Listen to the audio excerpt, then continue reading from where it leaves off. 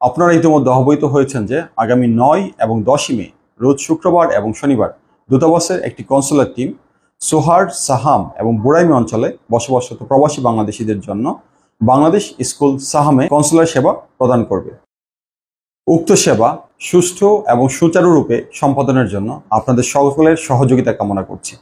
শুধুমাত্র পাসপোর্ট সেবা প্রার্থীরা বাংলাদেশ স্কুল সাহামের রেয়ার গেট অথবা 2 নম্বর গেটের পাশে 3টি লাইনে সিরিয়ালে দাঁড়াবেন। 1 নম্বর লাইন, যাদের এনরোলমেন্টের ডেট 31 মে 2025 অথবা তার পূর্বে ছিল তারা দাঁড়াবেন।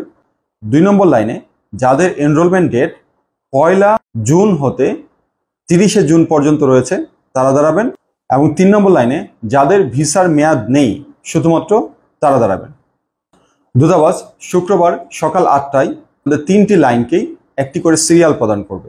এই সিরিয়ালে শুক্র এবং শনিবার 2 দিনেই কাজ করা হবে এবং দ্বিতীয় দিন অর্থাৎ শনিবার নতুন করে কোনো প্রকার সিরিয়াল প্রদান করা হবে না। স্কুলের অভ্যন্তরে কোনো প্রকার অনলাইন ফর্ম ফিল আপ অথবা সিরিয়াল প্রদান করা হবে না। অন্যান্য সকল সেবা প্রার্থীরা স্কুলের 1 নম্বর গেট অথবা মেইন গেটের পাশে লাইনে দাঁড়াবেন।